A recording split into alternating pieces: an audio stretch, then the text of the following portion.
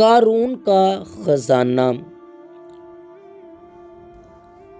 اس کو قرآن کی زبان میں سنتے ہیں۔ اللہ تعالیٰ کا ارشاد ہے کہ ہم نے قارون کو اتنے خزانے دیے تھے کہ ان خزانوں کی کنجیاں ایک مضبوط اور طاقتور جماعت بمشکل اٹھا سکتی تھی۔